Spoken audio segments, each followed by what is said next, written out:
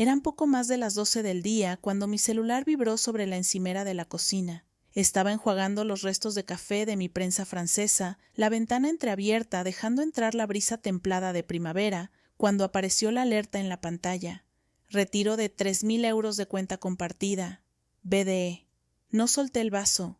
No grité. Me quedé quieta, un segundo más largo de lo normal, el agua corriendo sobre mis dedos, los ojos fijos en las palabras como si me estuvieran desafiando. Me sequé las manos. Tomé el celular. Leí la notificación otra vez. Luego apagué la pantalla, volví al fregadero y terminé lo que estaba haciendo. Nunca he sido de entrar en pánico. Mi mamá dice que siempre he tenido un fuego callado, lento para encender, pero que una vez prende, no se apaga.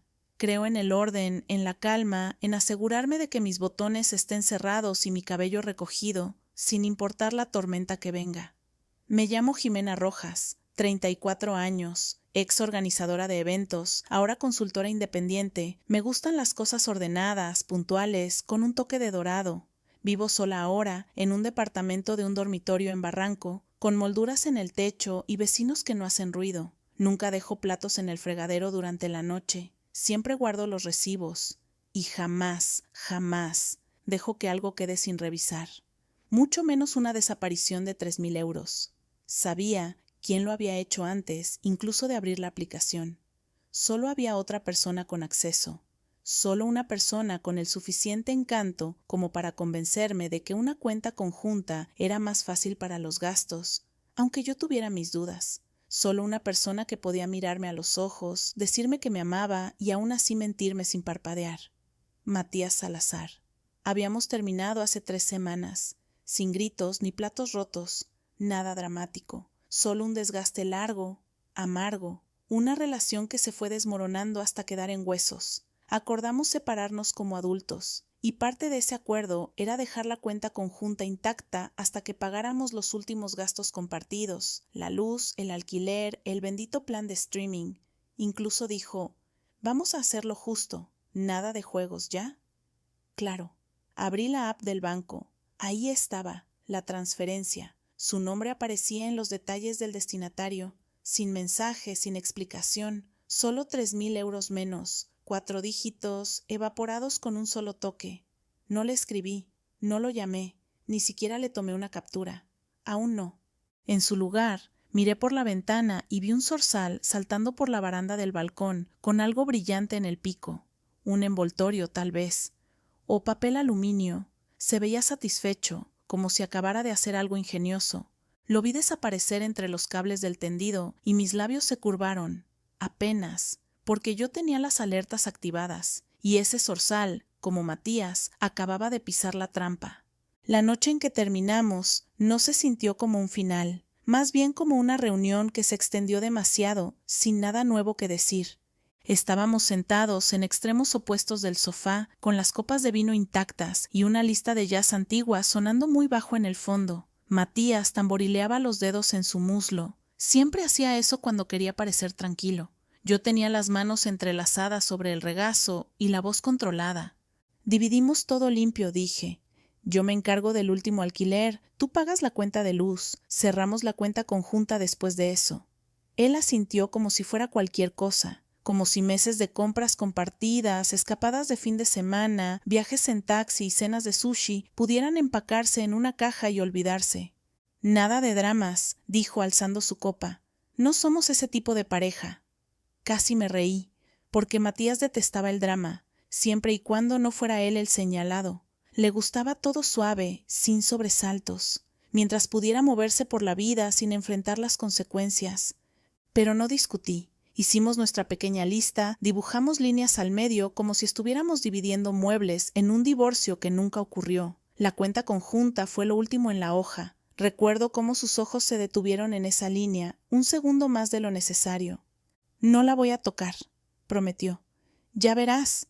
Y yo quise creerle. De verdad, no porque todavía lo amara. Esos sentimientos ya se habían hecho las maletas semanas antes de esa conversación, sino porque hubiese sido tan sencillo que dejara eso tranquilo, que al menos una cosa la dejara intacta. Nos dimos la mano, 2 adultos, 2 firmas en un contrato de alquiler, en una cuenta de Spotify compartida, en una vida que se desdoblaba en silencio. A la mañana siguiente, él se mudó. Dejó una botella de colonia a medio usar, 2 pares de medias y una bolsa de almendras en la despensa que sabía que iba a olvidar. Me quedé en el marco de la puerta después de que se fue, con los brazos cruzados, respirando el silencio como si fuera algo nuevo. Pensé que eso era lo peor, el desgaste lento, las llamadas incómodas por las cuentas finales, el hueco donde antes había conversación. Pero un hombre como Matías no sabe dejar las cosas en paz, especialmente cuando hay dinero sobre la mesa, especialmente cuando cree que no lo estás vigilando. La primera alerta no me provocó rabia, me provocó memoria.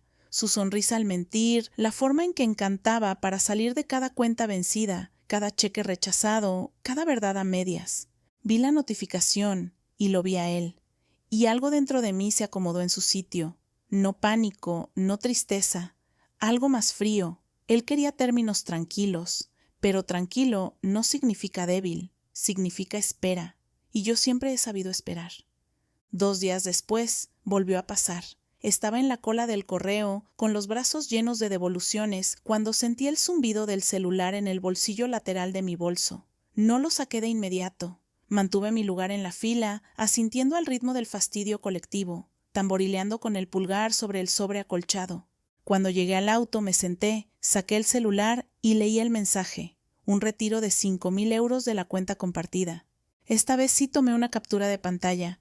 Aún así, mi cara no se inmutó. Ni un parpadeo, solo una pequeña inhalación por la nariz, lenta y firme, como si me preparara para una ráfaga que nunca llegó. Me quedé sentada un momento, sin girar la llave, sin moverme, solo pensando. 5,000, no 3, como antes, más audaz ahora, más rápido, como si estuviera corriendo contra algo. ¿Creía que no me iba a dar cuenta? ¿Que me había olvidado de la existencia de la cuenta? ¿Que estaba demasiado dolida o demasiado desordenada para hacer seguimiento de lo que era mío? O peor aún, ¿pensaba que yo era demasiado blanda para hacer algo al respecto? Matías siempre subestimó el silencio, confundía calma con sumisión, suponía que porque yo no armaba escándalos ni lanzaba ultimátums, no me iba a levantar cuando fuera necesario. Pero yo ya estaba de pie, no sabía que había impreso el primer retiro, que ya estaba en una carpeta manila sobre mi escritorio, con clips y etiquetas. No sabía que había llamado al banco la noche después de la primera alerta, haciendo preguntas educadas, curiosas, de las que dejan registro. No sabía que estaba documentando todo, pero lo sabría. Empecé a compilar. No solo las alertas, los detalles, fechas, horas, montos, copias del acuerdo inicial, capturas de pantalla de los mensajes que confirmaban nuestra separación. Resalté su nombre donde aparecía en las transferencias salientes y lo organicé como si estuviera preparando un informe para un cliente. Se sentía clínico, eficiente, como si el músculo de mi antiguo trabajo despertara de nuevo. Esa parte de mí que gestionaba eventos resolvía el caos antes de que estallara. La parte que sabía cómo hacer que un desastre pareciera que nunca ocurrió. Pero esta vez no estaba solucionando nada. Estaba construyendo algo, un caso. Ya en casa, extendí las impresiones sobre la mesa, cada hoja un punto más en la línea de tiempo, la suma creciendo bajo mis dedos. 8,000 euros, desaparecidos. Saqué el último recibo y lo coloqué encima. La carpeta pesaba más de lo que debería. La miré un buen rato, luego la cerré. Él pensó que no actuaría, que absorbería la pérdida y seguiría adelante. No entendía. Esto no era solo por el dinero, era por la suposición de que yo me quedaría callada para siempre. Y si creía que había dejado de mirar, no tenía idea de lo que soy capaz cuando me muevo en silencio. Al final de esa semana, ya tenía cada pieza. La página del banco lo hacía sencillo: iniciar sesión, filtrar por fecha, exportar. Cada transacción venía con sello de hora, método y destinatario, sin ambigüedades, sin margen para dudas, solo números y nombres, y el suyo aparecía una y otra vez. Imprimí cada una y las coloqué en filas sobre la mesa del comedor, como cuando armaba los planos de mesas para cenas corporativas. Solía emparejar invitados con restricciones alimenticias, equilibrar egos de ejecutivos y aún así mantenerme dentro del presupuesto. La precisión nunca fue opcional en mi trabajo, y ahora no era solo costumbre, era combustible. Cada transacción era una migaja de pan. La seguí hacia atrás trazando el patrón. El primer retiro de 3,000 había sido de noche, el segundo, por la tarde, justo después de su hora habitual de gimnasio. Conocía sus ritmos, cuándo se distraía, cuándo pensaría que yo no estaba mirando. Casi me enfermaba lo familiar que era todo eso. Pero también había una fuerza extraña en esa familiaridad. Creé una línea de tiempo, resalté los montos, coloqué notas con código de color junto a cada uno, la fecha, su probable ubicación, cualquier mensaje que hubiéramos intercambiado ese día. Marqué las transacciones que se solapaban con las cuentas que habíamos acordado pagar. Ninguna coincidía. Cada sol era él sirviéndose a sí mismo, como si estuviera arrancando frutas de un árbol que no había sembrado. Encontré el comprobante del pago del último alquiler que hice, ese que él prometió que dividiríamos. Lo agregué a la carpeta. Otra mentira documentada. Luego vinieron los mensajes. Deslicé hacia arriba en nuestra conversación de las últimas semanas, capturas de pantalla ordenadas cronológicamente, cada una reforzando la misma verdad. Matías no tenía intención de dejar las cosas en paz. Fingió lo justo como para que yo bajara la guardia. Luego se movió en silencio, pensando que no me daría cuenta hasta que ya fuera demasiado tarde. Pero me di cuenta. Y cada paso que él daba, yo iba justo detrás. Volví a llamar al banco. Esta vez, no solo para hacer preguntas, sino para iniciar el proceso. Les dije que había actividad no autorizada en una cuenta conjunta. Les di las fechas exactas, los montos, mi nombre como titular. Me guiaron por el reporte inicial de fraude y programaron un seguimiento con su equipo interno. Me mantuve serena, respondí todo. Ni una vez se me quebró la voz. Al colgar, anoté el número de caso en la carpeta. Deslicé un resumen de la línea de tiempo y una copia impresa de la confirmación del informe en línea. La carpeta ya casi no cerraba. Ordenada, documentada, irrefutable. Había una especie de serenidad en eso, un ritmo frío, satisfactorio en el orden que estaba construyendo, como si cada mentira suya fuese una página más en un libro que solo yo terminaría de escribir. Matías no tenía ni idea, seguramente seguía allá afuera, con esa sonrisa suya, creyendo que me había ganado. Pero la verdad ya estaba escrita, estaba guardada en una carpeta sobre mi escritorio y llevaba su nombre por todas partes. El lunes siguiente recibí la llamada. Eran poco más de las 10 cuando sonó el teléfono. Número desconocido, departamento de fraudes del banco. Contesté al segundo timbrazo, con la voz tranquila, cortés. La mujer al otro lado confirmó mi identidad y comenzó con el protocolo. Verificar fechas, números de cuenta, mi firma en el contrato de la cuenta compartida. Su tono era firme, pero profesional. Había hecho esto antes. Estaba sentada en la mesa de la cocina, la carpeta abierta a mi lado, cada página lista en caso de que la pidiera. Cuando lo hizo, pasé directo a la impresión. Leí los montos. Cuando pidió contexto, le di los hechos concretos. Nuestra ruptura, el acuerdo verbal de no tocar la cuenta, los retiros repentinos sin comunicación. No los autoricé. Sí, ambos aún teníamos acceso. Sí, entiendo las limitaciones de las protecciones en cuentas conjuntas, dije sin emoción, pero presento esto como un caso de uso indebido intencional. Ella hizo una pausa ante esa frase, luego pidió la documentación. Le dije que ya la había escaneado y subido al portal la noche anterior. Hubo un silencio breve, pero cargado. Luego dijo que ya la tenía abierta. Está todo aquí, ha sido meticulosa, dijo. No sonreí, solo respondí, me gusta que las cosas estén en orden. La llamada duró menos de 20 minutos, pero al final ya tenía un número de confirmación, un expediente de caso y una revisión programada con su equipo de riesgos. Iban a marcar la cuenta por actividad sospechosa, congelar las transferencias salientes hasta que se resolviera el asunto. Colgué, dejé el celular sobre la mesa y miré al otro lado del cuarto. El sol se había movido, lanzando franjas largas de luz sobre la superficie.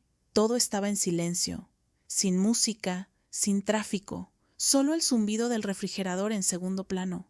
Por primera vez en semanas sentí que algo se aflojaba en mi pecho, no alivio exactamente, pero algo cercano, estabilidad tal vez, o resolución. Matías se había llevado 8,000 euros, pero también me había dado algo, pruebas, impulso, la oportunidad de actuar en mis propios términos. Más tarde esa tarde llegó el correo con el aviso oficial de congelamiento. El encabezado era limpio, con un desglose claro de las acciones tomadas. Lo imprimí, le hice 3 perforaciones y lo añadí a la carpeta. El lomo ya comenzaba a ceder. Pensé en Matías. ¿Dónde estaría? ¿Qué estaría haciendo? Tal vez intentó hacer otro retiro esa misma mañana, ingresó su clave con su típica confianza, solo para encontrarse con una alerta roja. Tal vez entró en pánico. Tal vez aún no se había dado cuenta. De cualquier manera, no iba a decirle nada. No todavía. Que se inquiete, que el silencio se alargue un poco más. El juego estaba cambiando y la próxima jugada sería mía. La siguiente alerta llegó un miércoles por la mañana. Sonó justo cuando salía de la ducha, el vapor aún envolviendo el espejo. Me até la toalla con firmeza, limpié un círculo de cristal con la palma y miré el celular sobre el tocador. Alerta de transacción fallida. Intento de transferencia de 2.000 euros rechazado. Me quedé observándola, dejando que el calor del agua desapareciera de mi piel, reemplazado por algo más filoso.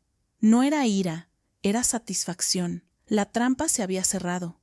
Había vuelto a intentarlo, había tratado de sacar más dinero, probablemente pensando que todavía tenía margen.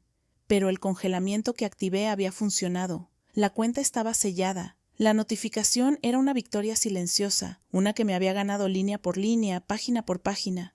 Me vestí sin prisa esa mañana. Me puse mi suéter más suave, un jean que me quedaba perfecto, las botas que solía reservar para reuniones importantes. No tenía a quién impresionar. No había nadie a quien rendirle cuentas. Pero la forma en que me presentaba, eso sí importaba. Preparé café. Me senté en la mesa de la cocina con la carpeta y la abrí en la última página. Luego imprimí la alerta del intento fallido y la coloqué detrás de las demás. Otra entrada en el registro, otro ladrillo en el muro. Me imaginé a Matías sentado en su auto o en la barra de su cocina, con el celular en la mano, mirando la misma alerta. Tal vez pensó que era un error. Tal vez maldijo en voz alta. Lo intentó de nuevo, recibió la misma negación. Tal vez, solo tal vez, se dio cuenta de que yo no estaba dormida al volante. Eso fue lo que me hizo sonreír. No el dinero, no la venganza, el cambio, el momento en que alguien que creía conocerte de memoria ya no sabe dónde está parado. No le escribí. Todavía no. Sin mensajes, sin advertencias, sin un sé lo que hiciste. Dejé que el silencio hablara. Dejé que el sistema hablara por mí. Más tarde ese día, el banco me envió una actualización del estado del caso. Habían concluido su revisión inicial de fraude. El caso estaba oficialmente en investigación. Iban a contactar a Matías para obtener su versión de los hechos. No necesitaba imaginar lo que diría. Lo tergiversaría, lo suavizaría. Diría que fue un malentendido, tal vez que yo le dije que podía tomarlo, que era solo por un tiempo, pero no tendría recibos, no tendría sellos de tiempo, no tendría el tipo de estructura que construye credibilidad. Nunca la tuvo. Volví a guardar la carpeta en el cajón. No la oculté, solo la coloqué con intención, al alcance, lista para cuando llegara la siguiente pieza. Se había convertido en algo más que evidencia. Era un recordatorio. Que el control no se trata de volumen ni de confrontación, se trata de postura, de precisión, de tiempo. Matías acababa de sentir el filo de un límite que no pensó que yo sería capaz de trazar, y eso apenas comenzaba. Para cuando llegó el fin de semana, ya sabía lo que tenía que hacer. No se trataba de un enfrentamiento, no estaba buscando disculpas ni explicaciones. No me interesaba escuchar cómo iba a justificarlo. Esa parte de mí, la que quería respuestas, ya se había apagado. Lo que quería ahora era claridad, un cierre en mis propios términos, y conocía a Matías lo suficiente como para saber una cosa: no diría la verdad a menos que no tuviera salida. Así que lo invité a almorzar, lo escribí de forma simple. Hola, hay algo de lo que quiero hablar contigo. ¿Un lugar neutral?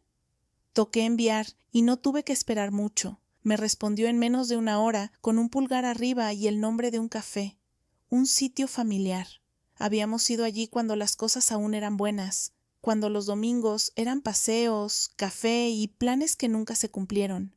Probablemente pensó que quería recordar viejos tiempos, o peor, que lo extrañaba. Eso me venía perfecto. Esa mañana me arreglé como si fuera a una reunión con un cliente, sin exagerar, sin estar demasiado arreglada, solo con intención. Trench coat beige de líneas limpias, hombros definidos, botines negros con un tacón discreto. Me recogí el cabello en un moño suelto, dejando unos mechones enmarcando mi rostro. Aros dorados. Bálsamo labial. Discreta, pero calculada.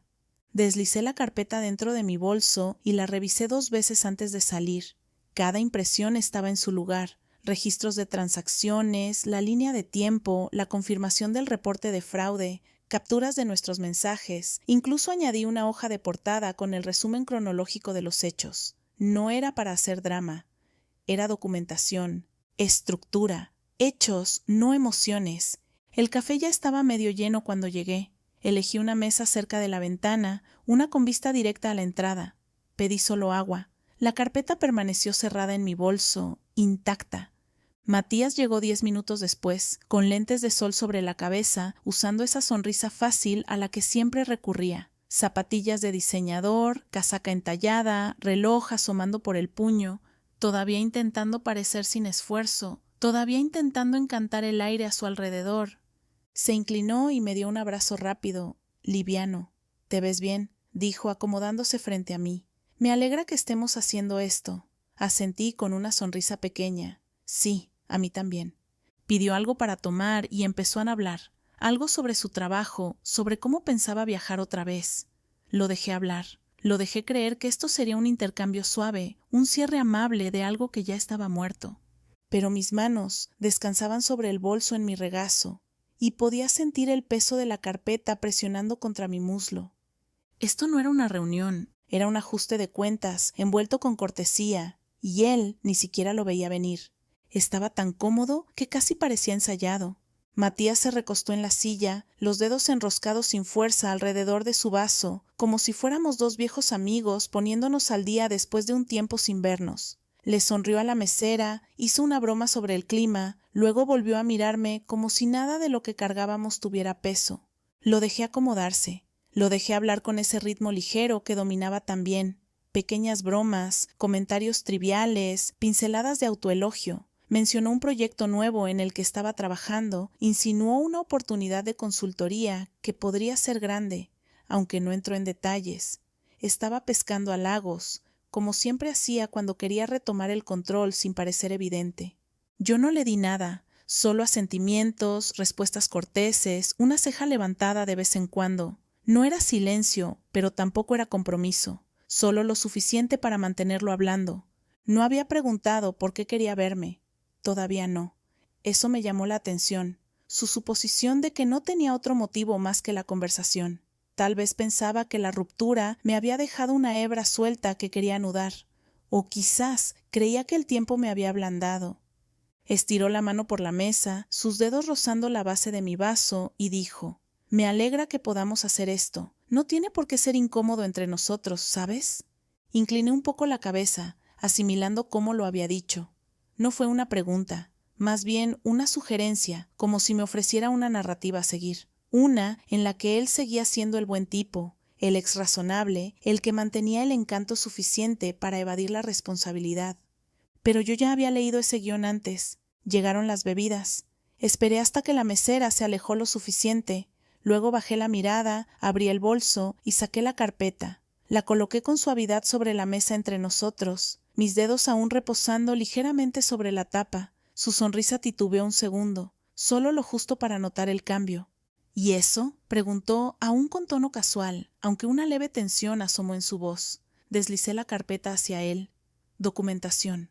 No se movió de inmediato. Luego, curioso o tal vez precavido, la abrió. La primera página lo encaró. Registro de transacciones con su nombre claramente marcado en tinta roja. Pasó a la siguiente y a la otra. Línea de tiempo, capturas de pantalla, resumen del reporte. Observé el cambio en su postura, la leve rigidez en la mandíbula, cómo sus dedos dudaban al pasar las hojas. Aún así, no dije nada. Levantó la vista, intentando medir cuánto sabía yo, hasta dónde había llegado. Lo miré sin parpadear. Mi silencio no era una invitación, era un veredicto. Y al otro lado de la mesa, el hombre que siempre había creído tener el control se dio cuenta, por primera vez, que esta vez no era él quien había escrito el final de la historia. Llevó la mano lentamente a su vaso y bebió un sorbo. Yo lo observaba, sin apuro, dejando que el momento se asentara. Él seguía pasando páginas, despacio, como si moviéndose con cuidado pudiera evitar que todo fuera real. Sus ojos se deslizaban por los registros, sus labios apenas entreabiertos mientras la línea de tiempo se desplegaba frente a él.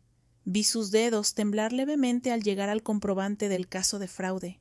No levantó la mirada de inmediato. Se detuvo en las capturas de nuestros mensajes, los que confirmaban el acuerdo de no tocar la cuenta. La evidencia estaba escrita con sus propias palabras, fechada y clara. No había espacio para interpretaciones, no quedaba margen para escabullirse. Finalmente carraspeó y dijo: «Jime, yo no pensé que iba a ser gran cosa». Su voz sonaba baja, vacilante, como si tanteara el terreno para ver cuánto había perdido. Mantuve la mirada firme, dejando que el peso del silencio se extendiera entre nosotros hasta que casi deformara el aire. Lo intentó otra vez. Pensaba devolverlo. Solo lo necesitaba, temporalmente. He estado un poco ajustado últimamente. Tú sabes cómo es. Asentí una sola vez, no en acuerdo, sino como reconocimiento de que lo había escuchado. Mi expresión no cambió. «La cuenta está congelada», dije con tono plano. «El banco la marcó, está bajo investigación». Ahí fue cuando lo sintió. Su rostro se tensó. Apenas un parpadeo de pánico rompiendo el barniz de su encanto. Se inclinó bajando la voz. «¿Tú la congelaste? ¿Me reportaste?» No respondí. No tenía que hacerlo. La carpeta lo decía todo. Se recostó, pasó una mano por la cara, sus dedos enredándose en la barbilla como si intentara borrar el momento. «Mierda, no pensé que llegarías tan lejos». Tomé otro sorbo de agua, coloqué el vaso con cuidado en la mesa. «No pensaste que me daría cuenta. No es lo mismo». Su mandíbula se movía como si buscara una réplica, pero las palabras no llegaban. Volvió a tomar la carpeta, hojeando los registros una vez más, como si leyéndolos de nuevo pudiera reescribir lo que ya estaba sellado. Murmuró algo sobre presiones, sobre cuentas, sobre imprevistos. Nada de eso aterrizó. Nada importaba ya.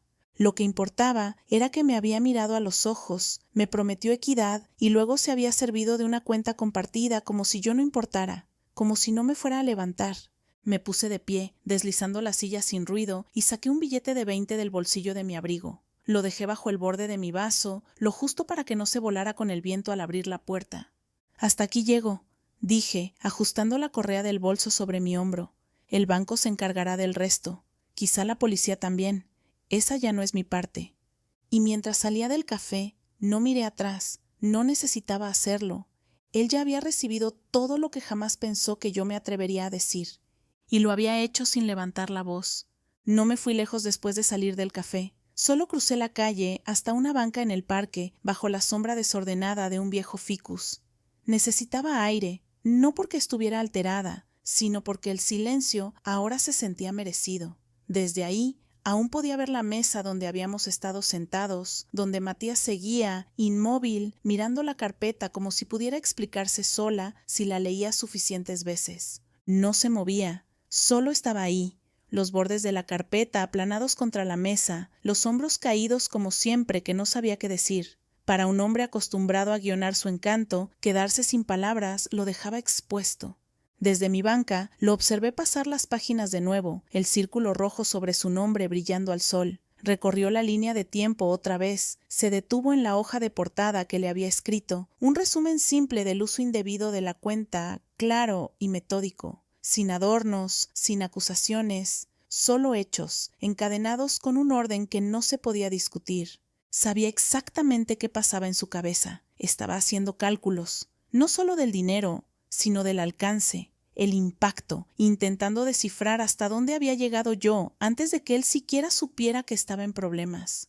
Por primera vez, Matías no llevaba la delantera, ni siquiera controlaba la narrativa, y no sabía cómo moverse desde ahí. Alzó la vista, escaneando el lugar, probablemente buscando si yo seguía observando. Permanecí sentada. Desde ese ángulo podía verlo todo, la confusión en sus ojos, la arruga formándose entre sus cejas, la incredulidad de que yo hubiera logrado hacer esto tan limpio. Siempre supo que yo era capaz, solo que nunca pensó que usaría esa capacidad contra él. Finalmente cerró la carpeta, pero no con resolución, más bien como quien busca postergar lo inevitable, como si mantenerla cerrada pudiera detener lo que ya estaba expuesto. Se pasó la mano por la boca, exhaló con fuerza y se recostó en la silla, mirando al vacío como si esperara que una solución flotara en el aire. No iba a llegar. Estaba en un terreno que no comprendía, una rendición honesta, silenciosa, sin gritos ni escándalo. solo papel, fechas y una verdad que no podía agitar para que se desdibujara. No había teatralidad emocional a la cual aferrarse, no había rabia con la que pudiera disfrazar la culpa, solo la realidad, que lo había visto, lo había rastreado y había actuado antes de que siquiera sospechara que lo haría. Viéndolo ahí, no sentí triunfo, sentí precisión, como si por fin algo hubiera caído exactamente donde debía. Él pensó que yo había ido a esa mesa buscando cierre, pero lo único que estaba ofreciendo era la verdad, completa, documentada y sin disculpas. Matías se levantó 20 minutos después. No dejó la carpeta, la sostuvo bajo el brazo, apretada, como si protegerla pudiera suavizar lo que contenía. Caminó hacia la salida con una rigidez que conocía bien, su orgullo intentando mantenerse erguido mientras todo debajo se tambaleaba. Yo seguía sentada, observando cómo se detenía frente al café, miraba a ambos lados y luego sacaba su celular. No llamó, solo se quedó mirando la pantalla, tal vez repasando mensajes, quizá releyendo los nuestros, buscando alguna rendija donde colarse, pero los hechos no cambiaban, sin importar desde qué ángulo los mirara. No esperaba el congelamiento, eso estaba claro. En su mente, la cuenta aún era territorio libre, un espacio compartido al que podía acceder disfrazado de recuerdos y supuestos beneficios mutuos. No se imaginaba que yo ya había sellado la entrada antes siquiera de confrontarlo, y eso fue lo que más lo sacudió. No solo que yo supiera, sino que ya había actuado. Solía llamarme meticulosa, como un halago y una advertencia. «Tú piensas en pasos», me dijo una vez, abrazándome en la cama, con una mezcla de admiración y cautela. «Siempre siento que vas 5 movimientos adelante». En ese entonces lo decía con una sonrisa. Ahora lo sentía como una amenaza. Dejé que mis pensamientos divagaran mientras lo veía alejarse calle abajo. No había satisfacción en sus hombros vencidos, ni gozo en su forma de mirar hacia atrás, como si el peso de la carpeta pudiera jalarlo de regreso. No se trataba de verlo roto, se trataba de ver cómo la verdad lo alcanzaba sin que pudiera escaparse. De regreso en casa, repasé su reacción en mi mente, no sus palabras, sino los silencios entre ellas, la forma en que trató de envolver el robo en necesidad, que lo necesitaba, que lo devolvería, que era temporal. Pero esas palabras venían del mismo lugar que todas sus excusas pasadas, una creencia arraigada de que las consecuencias eran negociables, que si hablaba lo suficiente, si giraba justo lo necesario, podía convertir un error en un malentendido. Ya no estaba enojada, ni siquiera dolida, estaba terminada. Abrí el cajón donde usualmente guardaba la carpeta, pero esta vez no la devolví ahí. La dejé sobre la encimera, junto a un montón nuevo de correo y un juego de llaves limpias, que quedara a la vista, que habitara el espacio como símbolo de lo que había reclamado. Matías pensaba que necesitaba que admitiera lo que hizo, pero número. Lo que necesitaba era que sintiera el peso de mi certeza, esa que no necesita gritar, ni amenazar, ni dramatizar, solo la conciencia de que la puerta se había cerrado, y que fui yo quien la cerró. A la mañana siguiente comenzaron los mensajes. Primero fue uno solo, breve, inseguro. ¿Podemos hablar? No respondí. Lo leí, dejé que el indicador de visto quedara bajo su nombre como una respuesta muda. Luego puse el teléfono boca abajo y preparé el desayuno. Después llegaron los siguientes. Creo que deberíamos aclarar las cosas.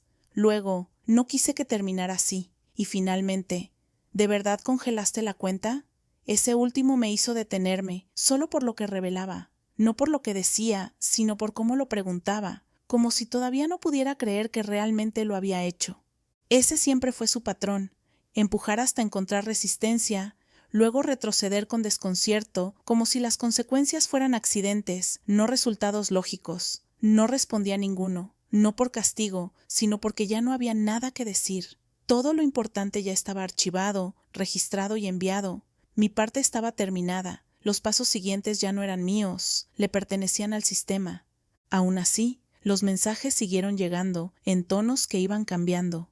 Primero arrepentimiento, luego defensa, después un intento suave de reconectar desde la nostalgia. Mencionó recuerdos, los buenos, como si esos momentos pudieran suavizar lo que hizo, como si la historia compartida pudiera nublar la realidad actual.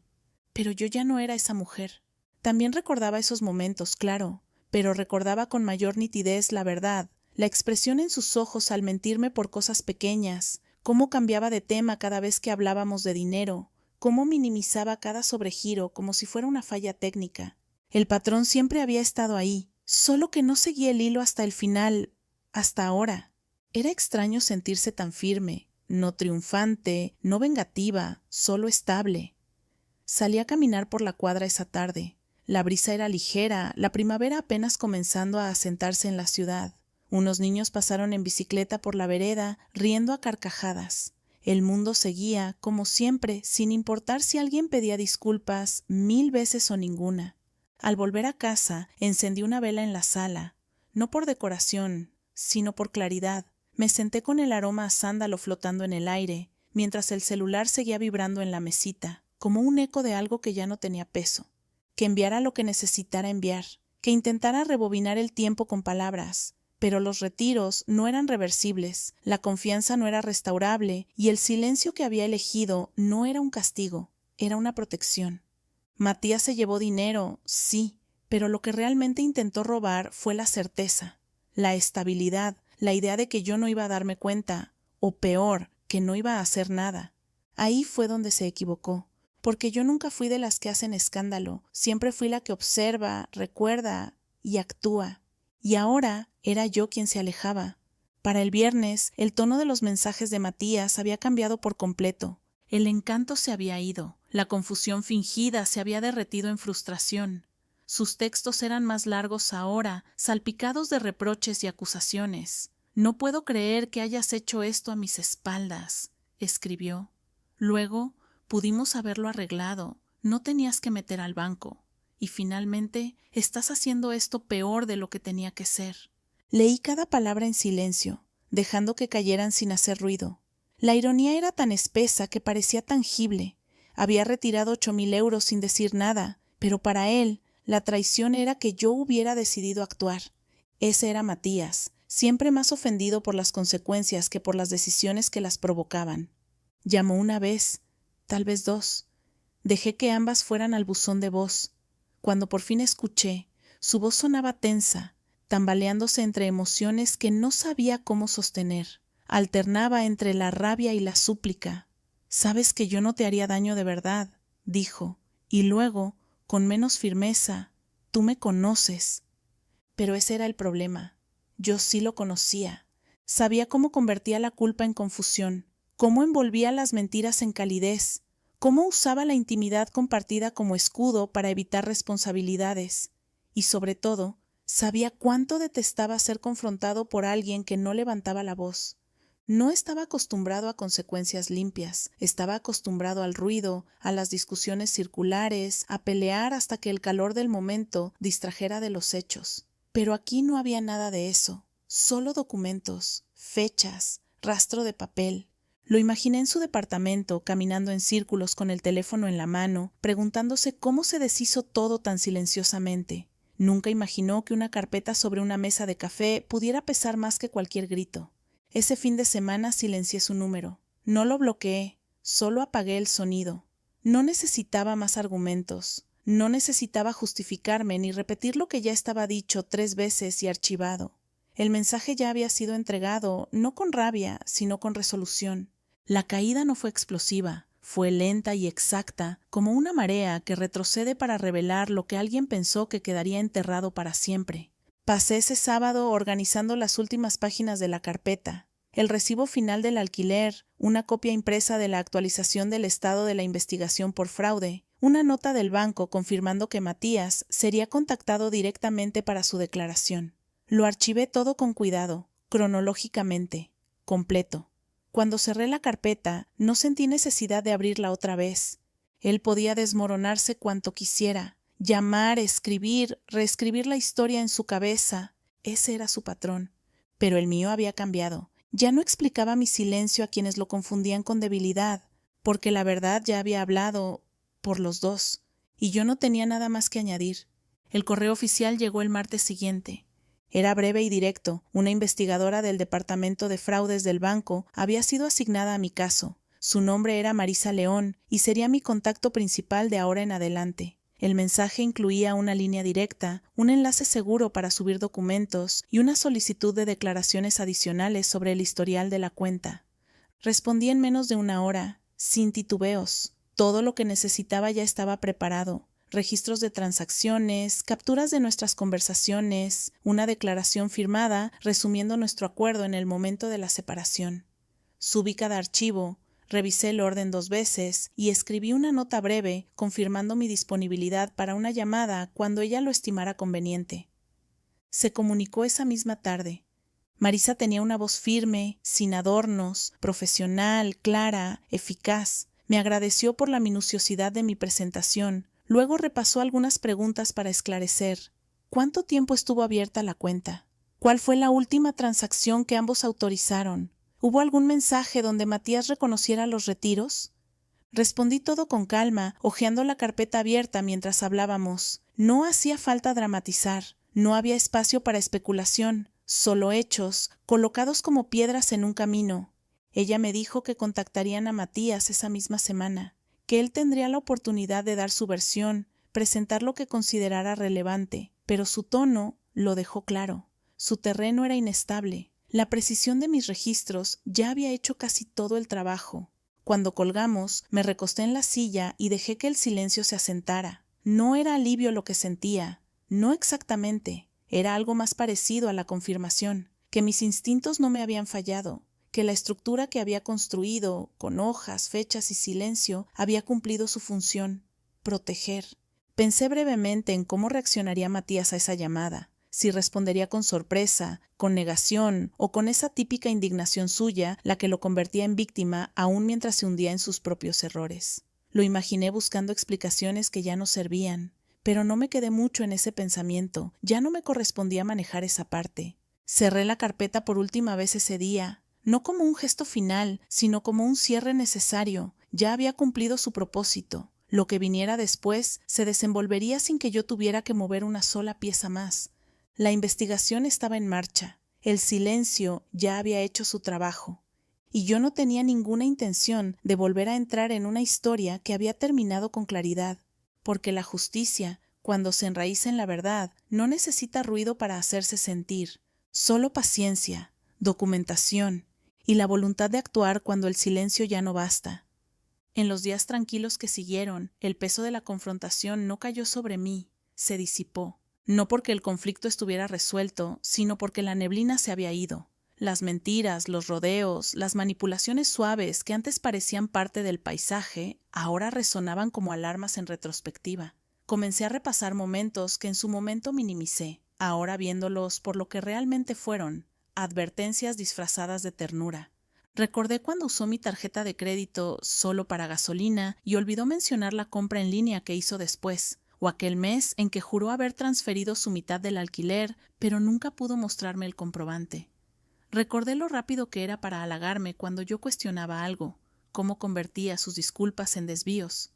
En ese entonces me decía a mí misma que no debía exagerar. Le di el beneficio de la duda más veces de las que debería. Atribuí las incoherencias al estrés, a la distracción. Porque cuando alguien te dice que te ama con la calidez justa, es fácil dejar que las señales rojas se difuminen en tonos rosados.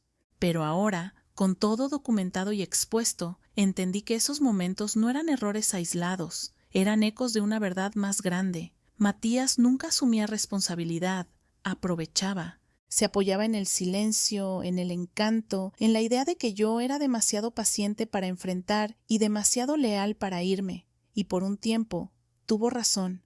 Absorbí la tensión. Guardé las dudas en un cajón mental marcado para después, esperando que la consistencia emergiera del caos si yo me mantenía firme.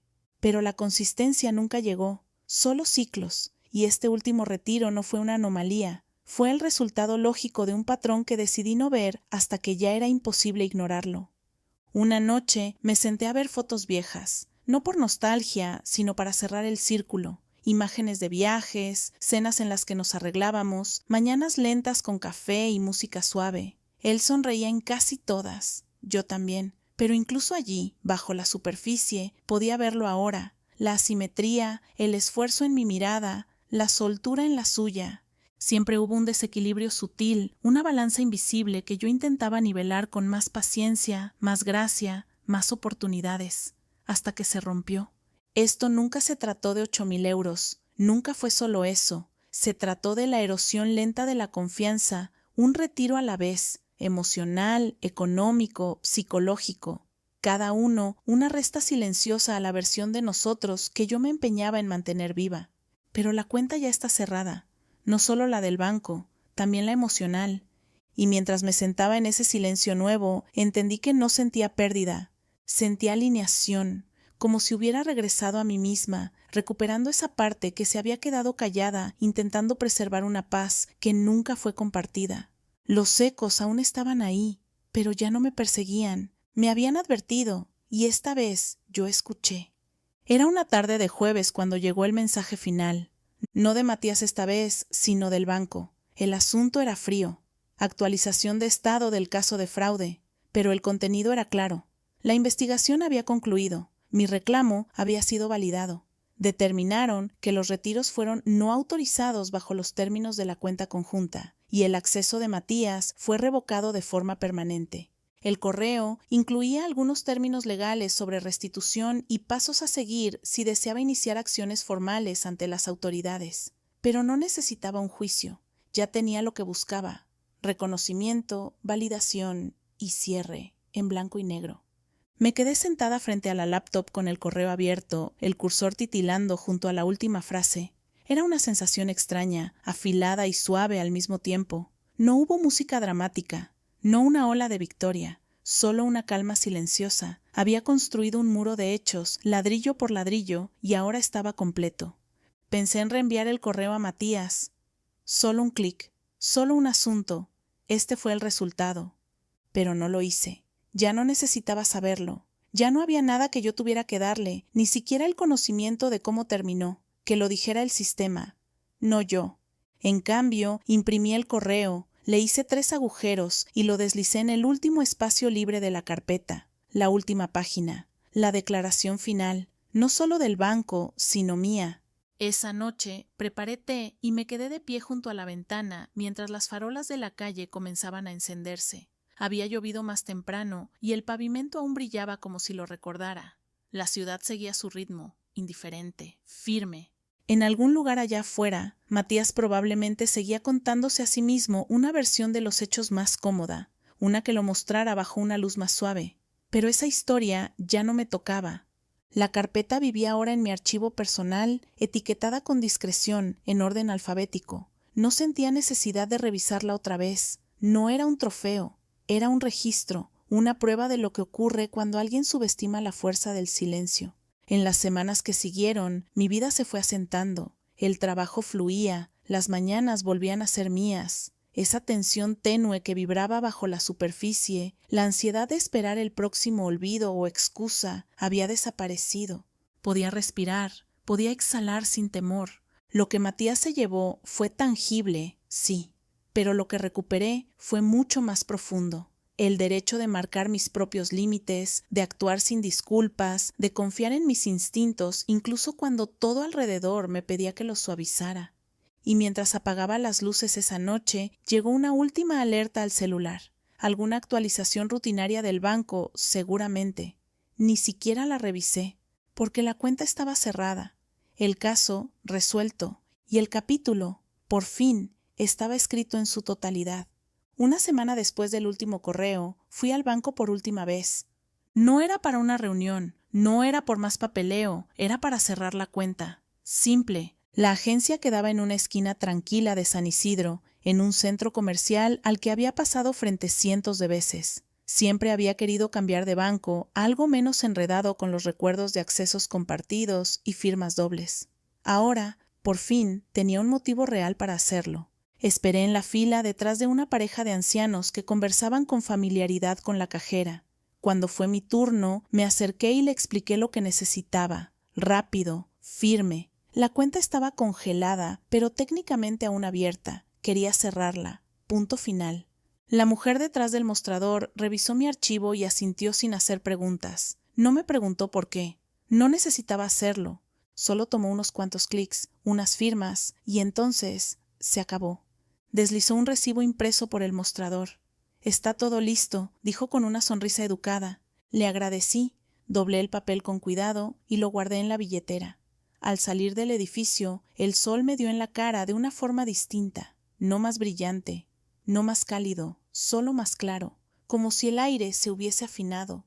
Durante tanto tiempo, esa cuenta había sido un símbolo de algo que no quería admitir, un lazo que persistía después de la ruptura, un espacio compartido que debió haberse cerrado mucho antes.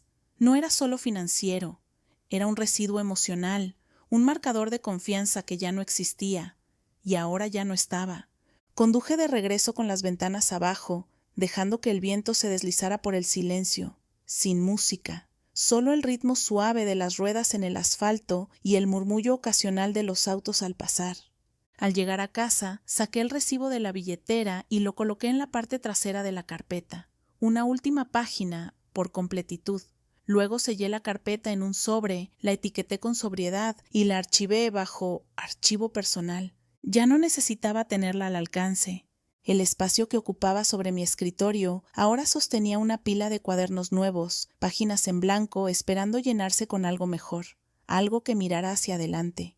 Preparé otro té y salí al balcón. El aire era fresco, aún perfumado por la lluvia de la noche anterior. Observé la ciudad moverse debajo de mí, gente apurada, niños riendo en bicicleta, vida siguiendo su curso con su propio ritmo. Matías ya no formaba parte del mío, no en acción, no en emoción, ni siquiera en residuo. La cuenta estaba cerrada, los reportes archivados, el silencio ya había hablado, y yo había hecho lo que él nunca imaginó, terminar esto no con ruido, sino con estructura, no con rabia, sino con claridad. El corte fue limpio, no porque fuera fácil, sino porque yo lo hice así, a propósito, en registro, en mis propios términos. En algún punto dejé de revisar si había nuevos mensajes, no por evasión, sino porque ya no esperaba nada valioso que viniera de ese lado. Matías había guardado silencio, o tal vez yo lo había sintonizado tan lejos que incluso su ruido ya no lograba cruzar. De cualquier manera, el silencio seguía intacto, y esta vez se sentía merecido. Aún recibía alertas del banco, pequeños pings cuando se aprobaban pagos o se actualizaban saldos. Pero ahora eran más que notificaciones financieras, eran símbolos de algo más grande, vigilancia, límite, la promesa de no ignorar lo que se mueve bajo la superficie. Y esa vigilancia no venía del miedo, venía de la fuerza. Pensé en la mujer que fui al comienzo de todo esto, la que creía que la cortesía sería suficiente, que el respeto mutuo podía sostenerse sobre el peso de una historia compartida. No era ingenua, solo tenía esperanza. Pero la esperanza sin discernimiento se convierte en un riesgo. La lección no fue que no se puede confiar, fue que la confianza debe estar protegida por claridad y elección.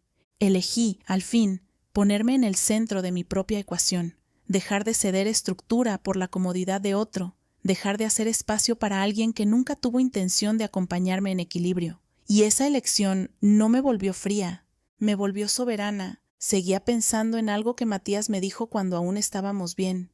Tienes una calma que intimida. En ese momento me reí, como si fuera un halago que no entendía del todo. Ahora lo veía con otros ojos.